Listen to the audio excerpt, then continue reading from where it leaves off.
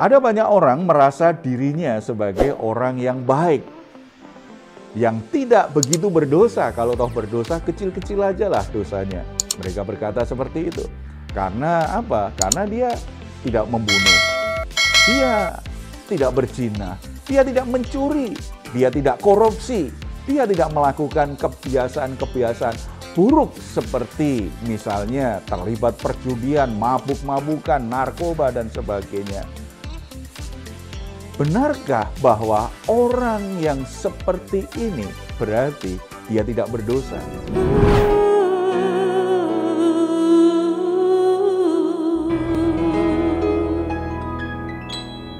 Salam, God Lover yang dikasihi oleh Tuhan Yesus. Senang boleh kembali berjumpa dengan saudara dalam program Rest and God malam hari ini bersama Diaspora TV.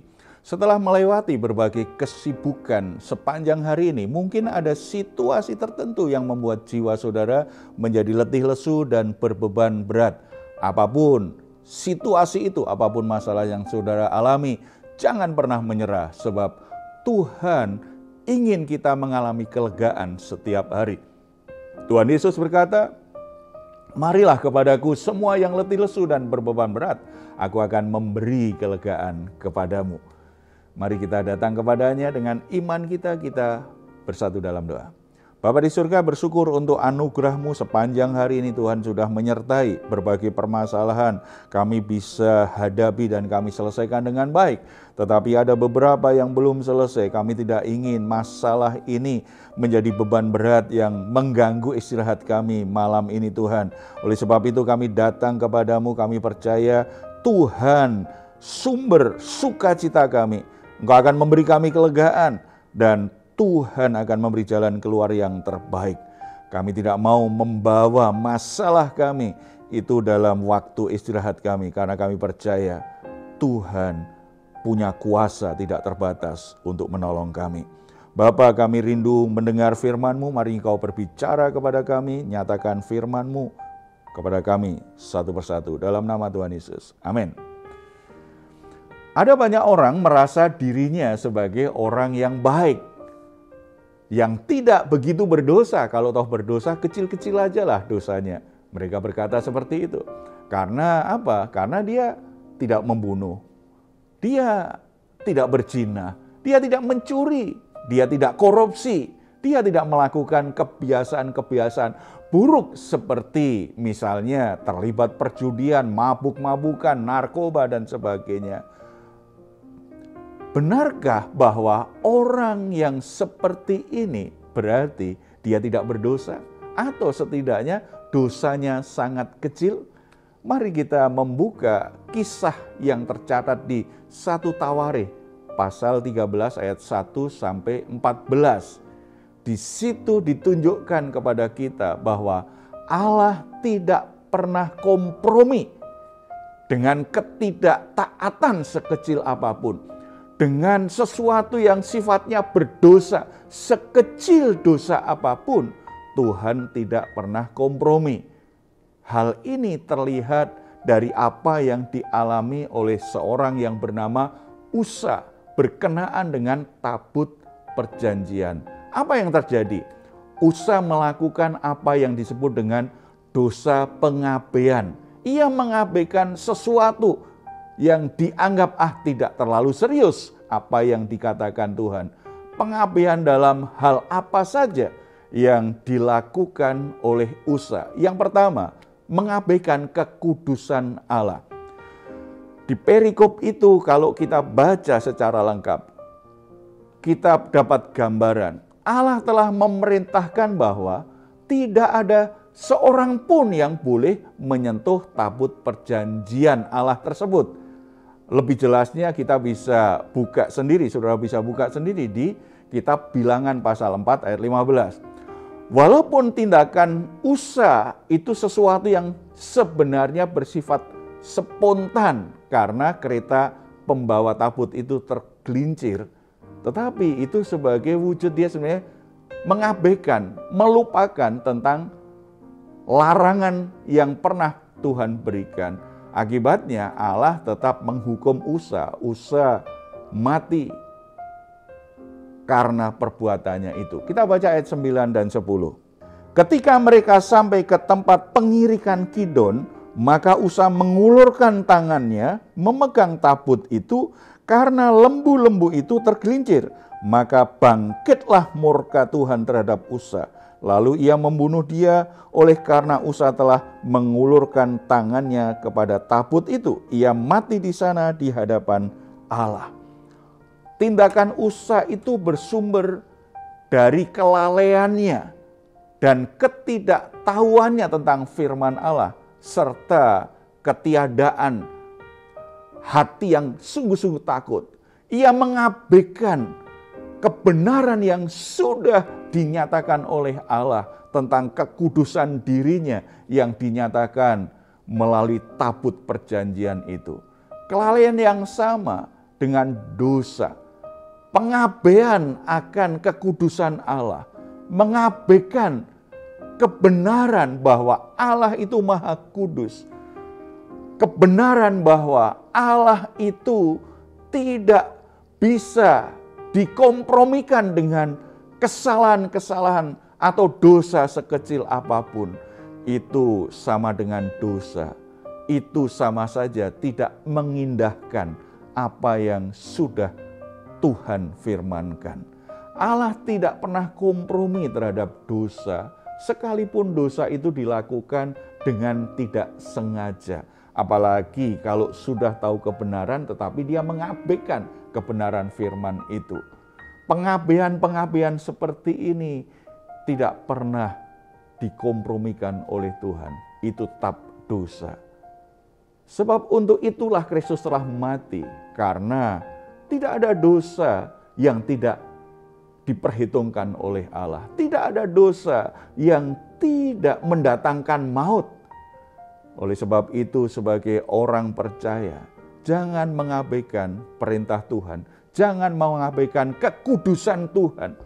Ketika kita beribadah, sadari bahwa Allah yang kita sembah adalah Allah yang Maha Kudus. Tidak hanya Allah yang penuh kasih, yang senang mendengar suara puji-pujian kita, yang senang untuk bersekutu dengan kita. Tetapi Allah yang penuh kasih itu kita harus ingat, Dia adalah Maha Kudus. Kita tetap punya rasa hormat yang kita jaga. Kita harus sungguh-sungguh beribadah, memuji, menyembah Tuhan, melayani dengan sikap hati yang sungguh-sungguh menghormati Dia. Sungguh-sungguh melakukan, tidak melanggar kebenaran firman-Nya. Jaga betul apapun yang kita lakukan, itu harus menghargai kekudusan Allah. Jadi berhati-hatilah agar saudara tidak jatuh dalam dosa dalam bentuk apapun. Tidak ada dosa yang itu diabaikan oleh Tuhan. Dosa yang tidak sengaja pun adalah dosa yang tetap mendapatkan ganjaran di hadapan Allah yang Maha Kudus itu. Jadi jangan sembrono dengan hidupmu, dalam ibadahmu, dalam pelayananmu, dalam aktivitasmu setiap hari, yang sengaja atau enggak sengaja, kalau itu akan tidak menghargai kekudusan Allah, kita akan berhadapan dengan kekuatan Allah yang dahsyat. Yang kedua, mengabaikan kebenaran Allah. Sekalipun tindakan Usa yang memegang tabut perjanjian didasari oleh semangatnya untuk berbuat sesuatu bagi Tuhan, tetapi pengabaian standar kebenaran, pengabaian akan larangan Tuhan, pengabaian akan perintah yang sudah ditetapkan oleh Allah, tetap akan berbenturan dengan kekudusan serta otoritas Allah yang maha besar.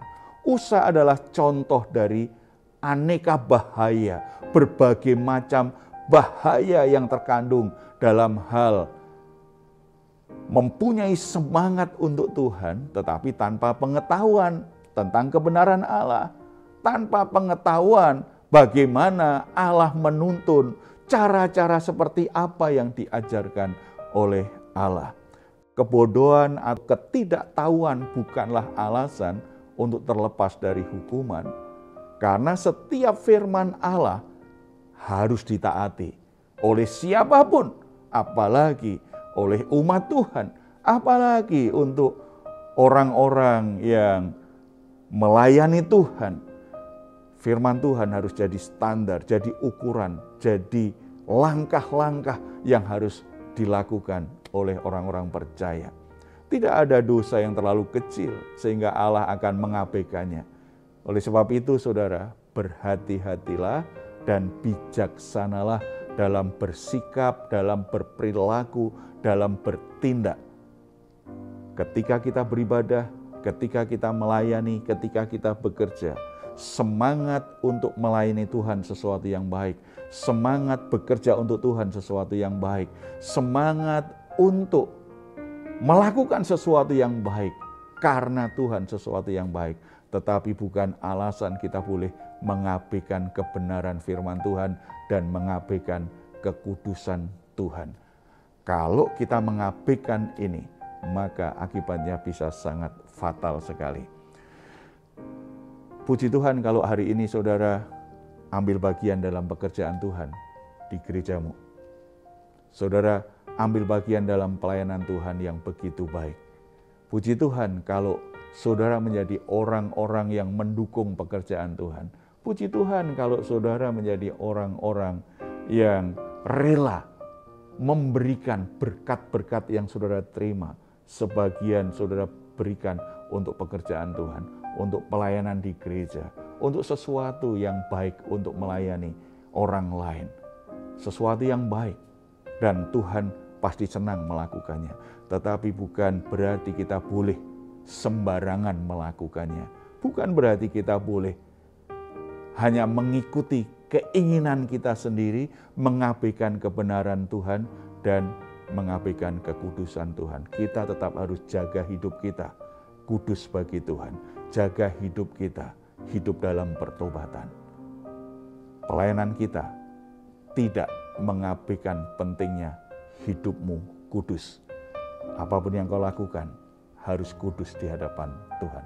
Kita bersatu dalam doa.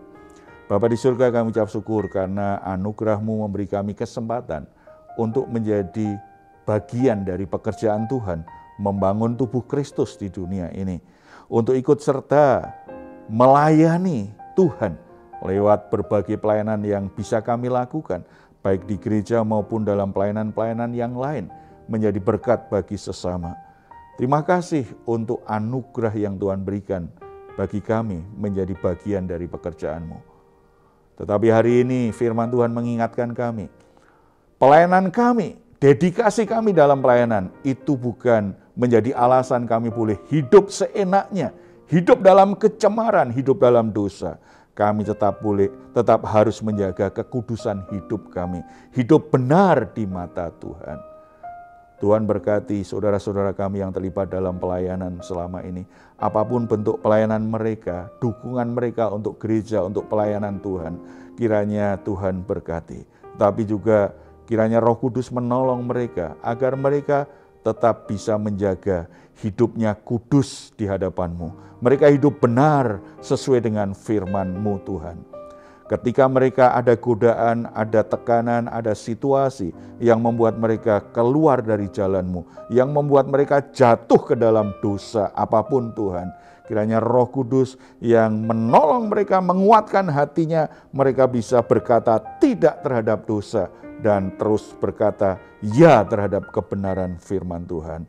Yang sedang bergumul dengan dosa-dosa mereka, sementara mereka tetap melayani, mereka tetap beribadah, tetapi mereka tetap terikat dalam perhambaan dosa.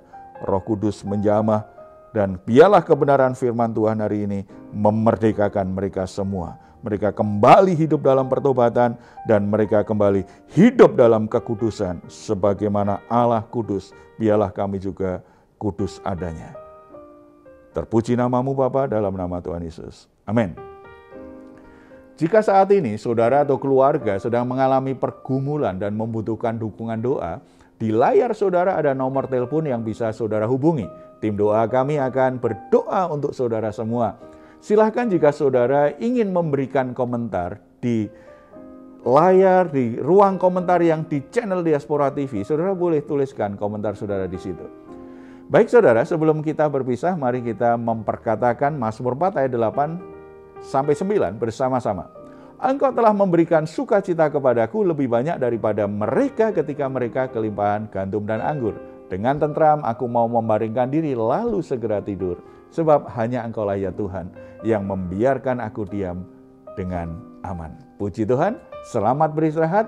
Doa saya untuk saudara semua malam hari ini, saudara sungguh-sungguh boleh mengalami rest and God di dalam Tuhan Yesus Kristus. Tuhan memberkati kita semuanya. Salam. Hatiku